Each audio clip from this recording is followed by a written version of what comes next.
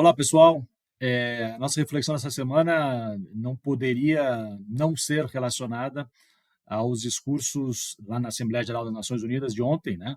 Especialmente os dois discursos que levaram muito debate aí no Brasil nas últimas horas, que é evidentemente o discurso do Lula e do Trump.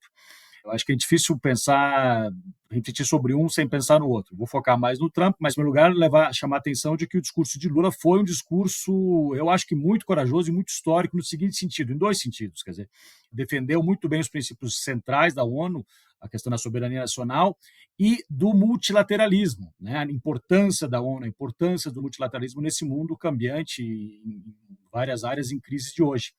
E aí, chegando ao discurso do Trump, é muito interessante pensar que o contraste muito claro, né? Um país do Sul, que o Lula representa, um país do Sul global, defendendo muito mais a institucionalidade do multilateralismo, a importância das agências internacionais, do que o discurso do presidente dos Estados Unidos, que é o país anfitrião, que é o país onde está a sede da ONU, e nós temos agora esse presidente atual, que teve um discurso provinciano, focado basicamente para o público interno, se não para a sua própria base, em algum grau, um discurso assim descoordenado, falando coisas meio aleatórias, jogando números questionáveis para lá e para cá, falando dos seus próprios interesses econômicos, que é necessário que a ONU no seu prédio faça inclusive reformas, né, arquitetônicas no prédio, que a escada rolante não está funcionando, que ele, como um grande empreendedor imobiliário, deveria ter sido escolhido para fazer isso, que ele faria isso de uma maneira mais bonita e mais barata. Ou seja, misturou um discurso do país, né, que deveria ser um discurso estadista, com interesses não só paroquiais do país,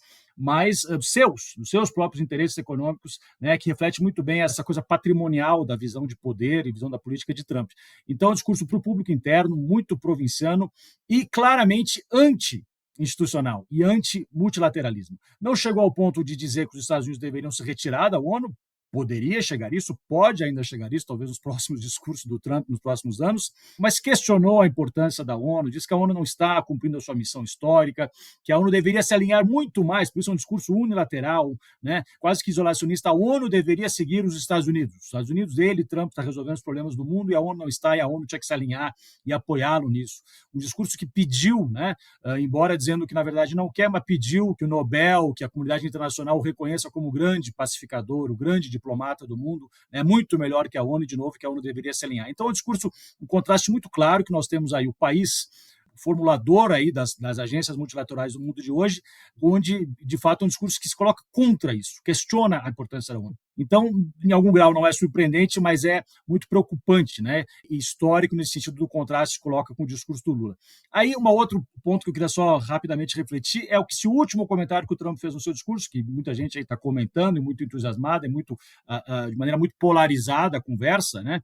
Esse convite que o Trump teria dado, esse aceno que o Trump teria dado ao encontro com o Lula, que disse que encontrou para o Lula ali com alguns segundos e que gostaria de encontrá-lo para continuar essa conversa. É óbvio que o Lula é um grande negociador internacional também, que pode tentar manter essa conversa, mantendo os princípios da diplomacia brasileira, da soberania, como ele muito bem apontou no seu discurso. Mas eu acho duas questões. Esse aceno do Trump, primeiro, que é um aceno condescendente, né? É um aceno que no finalzinho se coloca como bonzinho, que está aberto ao diálogo, mas claramente teve todo o discurso onde ele atacou tudo o que o Lula defendeu, o multilateralismo, a importância do diálogo, a importância do respeito à soberania dos países.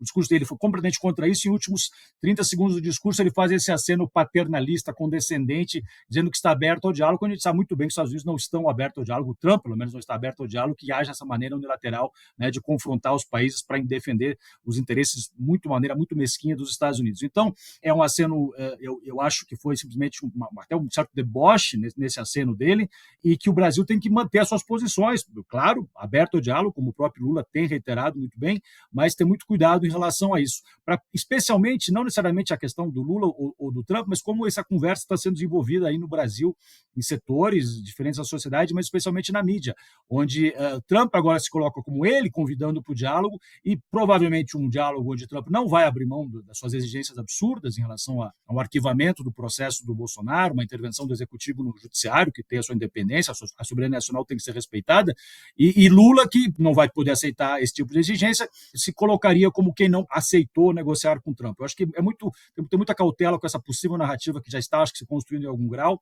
e queria chamar atenção a isso, para termos um pouco a ciência da relevância desses discursos de ontem, do contraponto histórico, de quem está, de fato, defendendo, né, os valores fundamentais das Nações Unidas, como a soberania e a independência dos povos, a não intervenção e o multilateralismo, né? Interessantemente, hoje o Brasil é muito mais um defensor disso do que o país fundador da própria agência. É isso, pessoal. Um abraço.